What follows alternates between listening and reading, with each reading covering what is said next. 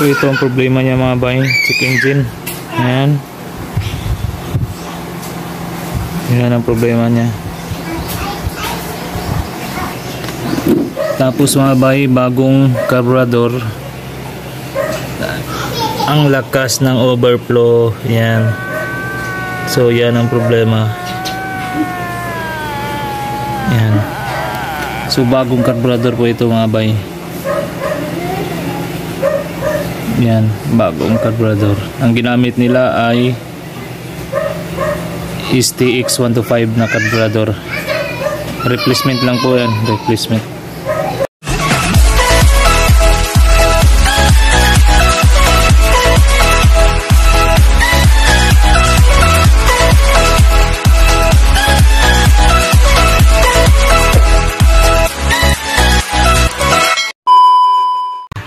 What's up mga bay? It's me again, yung Ski Moto Vlog. So may XTC 125 tayo dito mga bay. Ang problema po nito ay palyado tapos nag-check engine. So switch on tayo mga bay. Yun. So yan ang problema niya mga bay. So check engine, palaging nagbi-blink. So kaya nag-check engine yan mga bay dahil sa yan, yung sensor niya ay hindi na nilagay. Yan. Ang tawag po nito ay TPS sensor. So, yan mga bay, kasi tinanggal ito dahil nagbago sila ng carburetor.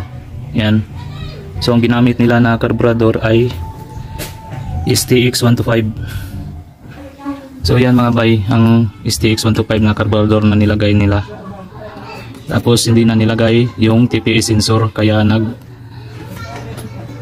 nagbi-blink yung check engine. Itong TPS sensor niya mga bay, so ito wala na tong gamit dito, kaya ang gagawin natin, tanggalan lang natin tong wire niya dito sa check engine niya. So ang wire nito ay nandun sa ilalim. Yan. So ito mga bay, tanggalin natin ang wire niya kasi walang gamit na ito. Yan. So tignan natin. So yun mga bay. Yan. Hindi na nag-blink kasi tinanggal na natin yung wire. Kasi wala na itong gamit dahil nagbago na sila ng carburetor. Yan. Tanggalin na lang natin itong wire nya para hindi na siya nag-blink. Iwas grounded lang tayo mga bay, kaya kailangan tanggalin natin to. Dahil kung hindi natin to tatanggalin, itong sensor na to ay palagi itong nagsusupply ng kuryente. Yan. Kaya kailangan natin tanggalin yung wire dito para mawala na din yung blink sa check engine, para iwas grounded lang tayo. Kaya yan, tanggalin natin. So okay na tayo sa check engine mga bay. So wala nang check engine.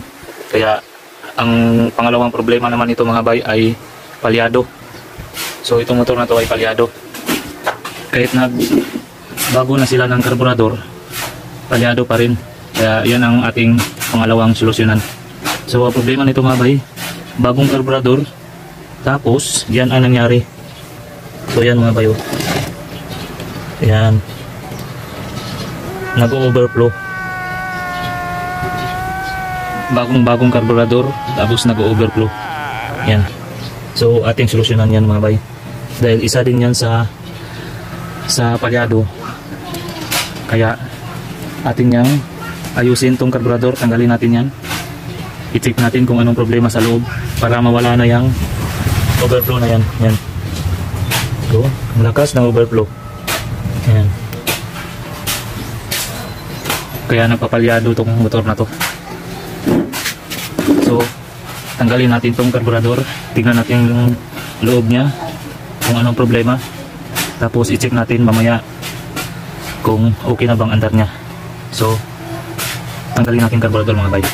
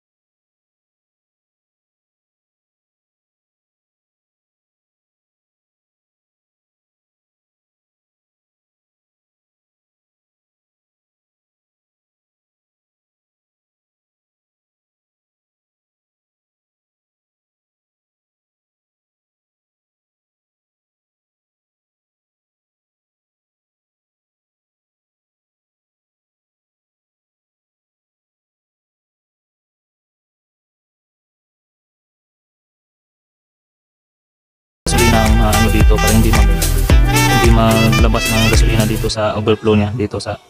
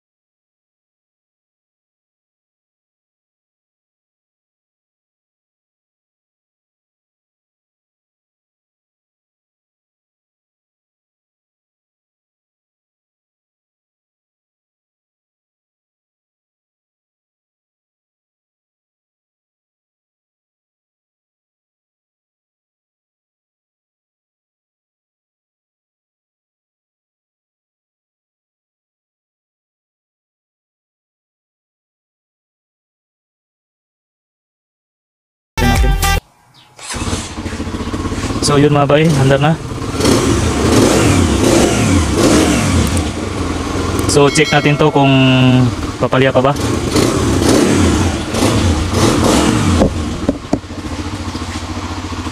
So ayan mga bay. So wala nang tumulo mga bay, yan, wala nang tulo. So okay yung pag-adjust natin sa floater nya.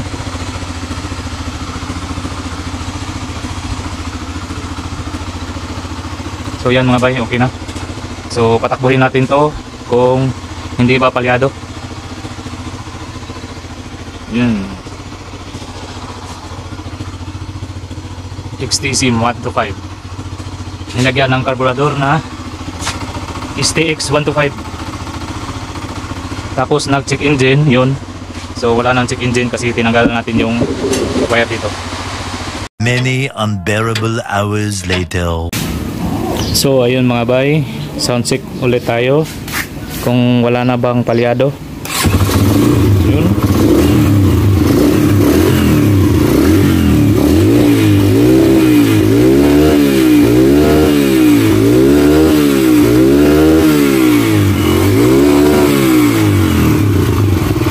So okay na mga bay. So wala na siyang palyado.